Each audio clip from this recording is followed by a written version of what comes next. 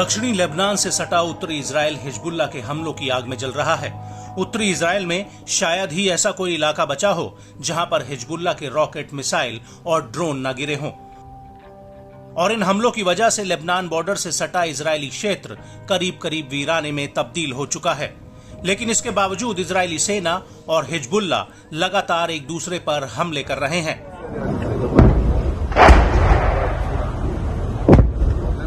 हालांकि आईडीएफ रक्षात्मक मोड में है, जबकि हिजबुल्लाह आक्रामक होकर हमले कर रहा है। हिजबुल्लाह के हमलों की वजह से इजरायली सेना को इस इलाके में बहुत बड़ा नुकसान हो रहा है। और अब इसी कड़ी में हिजबुल्लाह ने 6 अगस्त 2024 को उत्तरी इजराइल के ऊपर कई सिलसिलेवार हमले किए हैं, जिससे इजरायली सेना को जानमाल का सबसे ज्यादा नुकसान हुआ है। दरअसल इस बार हिजबुल्लाह ने कैला बैरक्स में बने इजराइल के एयर और मिसाइल डिफेंस सिस्टम पर ताबड़तोड़ तरीके से बमबारी की है। साथ ही जारिद बैरक्स के पास अबू दाजा हिल और तालेत अल करंतीना में इजरायली सैनिक इकट्ठा हो रहे थे, जिन पर हिजबुल्लाह ने मौका पाते ही हमला कर दिया।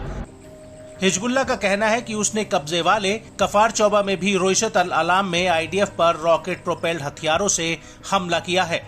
हिजबुल्लाह का यह भी कहना है कि उसने अल मर्ज में भी गोला बारूद बरसाया है।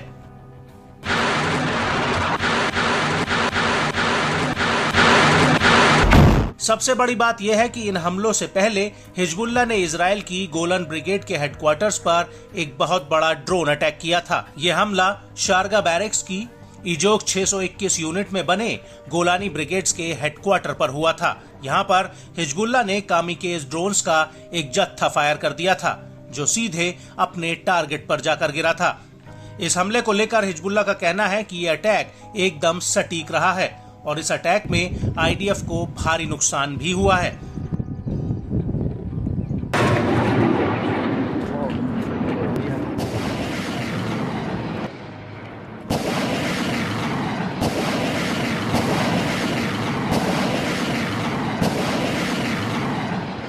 वहीं दूसरी तरफ इस हमले के अलावा रोइशत अल अलाम साइट पर हिजबुल्लाह ने इजराइल के बख्तरबंद वाहनों पर गाइडेड मिसाइलें भी दागी हैं।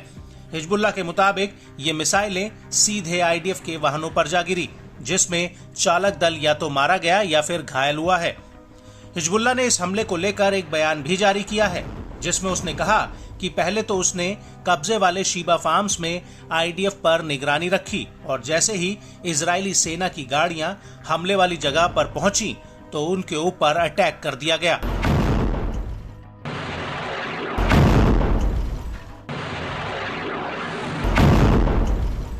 वहीं इजरायली सेना ने भी माना है कि पश्चिमी अल जलील में हुए ड्रोन हमले में उसके 6 जवान घायल हुए हैं।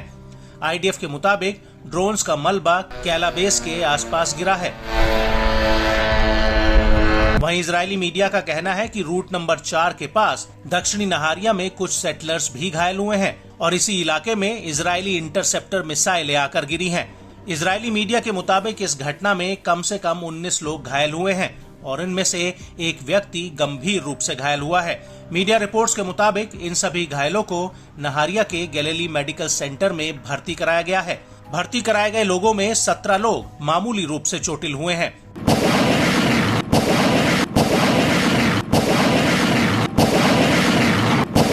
और बड़ी बात यह है कि अब आईडीएफ ने भी मान लिया है कि इजराइल की एक इंटरसेप्टर मिसाइल फेल होकर नीचे गिरी थी, जिससे यह इलाका प्रभावित हुआ है।